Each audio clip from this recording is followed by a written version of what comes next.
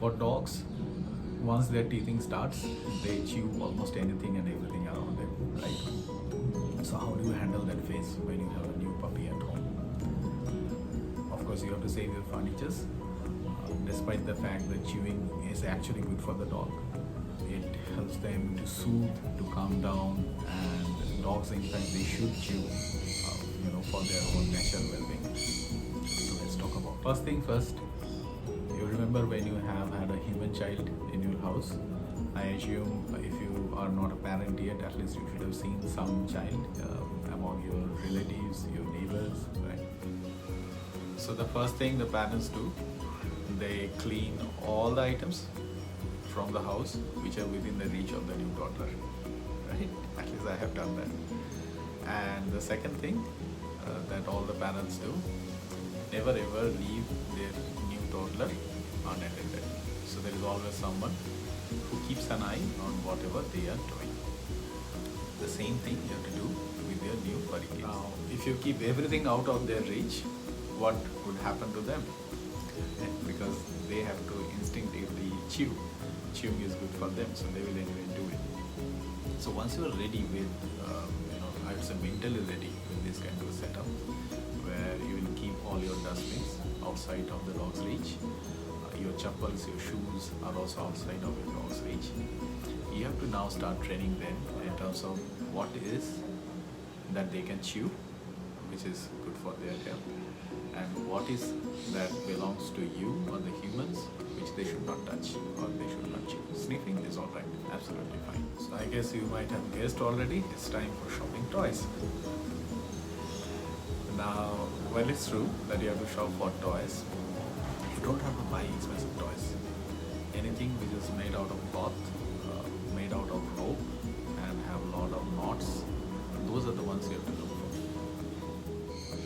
for. Now, these are some of the materials which you should avoid. For example, any wooden toy, because for the dog, they don't understand which one is a toy, which one is a furniture. They will understand, wow, there is a wood and my owner is okay if I chew a wood, so I can go ahead and chew the furniture, right? So you should never buy anything out of the materials, like wood, even plastic, unless you want your plastic bucket to be chewed completely or your wooden furniture to be chewed up. So now comes the training part. First thing is, maintain a situation where they get very, very little chance to make mistakes at home. So when you are always keeping an eye on them, most of the time they will only play and keep themselves busy with the toys which you have bought for them, which is like cloth materials, ropes with knots and stuff like that. Now there will be once in a while they might come near to you, maybe try to chew your mouse pad or anything, everything whichever comes to you. So here is what you have to do. Say a firm no, and don't only say no and take the thing out from them. Give them a better alternative, right? Because you cannot go against nature. If you try to go against nature and try to achieve something, it will take a longer time for you. The easier thing is to divert their natural instinct into something which is good for them and not harmful for you. So here is what you have to do. The moment they go and try to chew your mouse, I'm just taking an example of mouse. Take your mouse out from them and offer them a cloth toy, or it could be your towel, it could be one of those ropes which you might have bought, and start playing with them. Play a lot. Now what happens, the moment you take something out from them, they know there is always something better as an alternative coming to them. So it helps in two ways. Now here is one term I'm going to introduce to you. It is called resource guarding in dogs. It's honestly speaking, it's there with humans, with everyone. So when the resources are very few, you tend to hoard, you tend to guard them, you become very protective about them. When the resources are plenty, usually don't care much. You are fine if anybody takes that resource from you, because anyway there's a plenty of it, right? So this is what you have to be very careful with dogs. if you specifically have a large dog, they are very powerful. I have a German Shepherd who is 45 kg and he's really a powerful one. So for the owners who have a large dog, you have to be very, very mindful that your dog doesn't turn resource guarding. And so far, whatever I have talked about, this is where the trick is. Whenever you take something away from them, starting from their childhood in terms of chewing stuff, you are giving a better alternative to them. Now, what the dog slowly and steadily understands that if my owner takes anything out from me, it's for my own good. There is something even better coming to me, right? So they will stop guarding the resources. And a lot of my friends who know that I know about dogs, and again, I'm not a certified behaviorist, by the way, but at least the small things here and there, you don't have to go to a certified behaviorist. As a woman, you should know all of these things anyway. So they come to me and say, my dog usually growls whenever I try to take something from them. So probably somewhere in their childhood, you have always taken things out from the dog and not giving them anything. It only increases that aggression.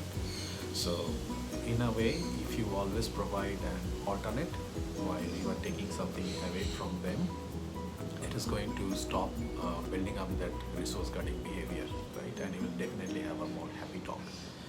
And when you say firm no for certain things, and when you offer something else to them, over a period of time, your dog knows that these are the things which my owner is okay or my person is okay if I go and chew, but these are some of the things which is not for me.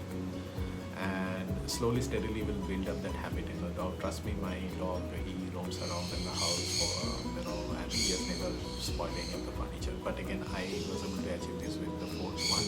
My past 3 dogs, they have chewed almost anything and everything in the house. And from my own mistakes, from my own passion and study, finally I have learned it. And I thought I'm going to share the same with you. So while you do this, I'll just show you one more video if you are interested to go beyond stopping the chewing habit and stopping the resource guarding of your dog. So watch this video and then wait for you. Max, drop. Good boy.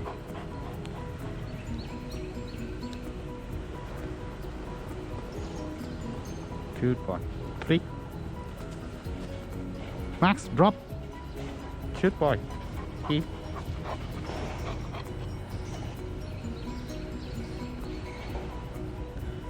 So did you notice what I have done? So I have been actually training him also to drop things on command, and the way it is done here, the better alternative for me at that point was a small cable. And while I was telling him to drop, he knows that if he drops that one, a better alternate, which is a kibble, is coming to him. Right now, I always want to have this thing taught to the dog, and I am sure most of the owners, you will also like to have this thing taught to your dog. The very reason being, in fact, you might have seen that my dog picked up a cow dung and he was about to chew it, but because I have trained him in dropping things on command, so he actually dropped it and came for the kibble.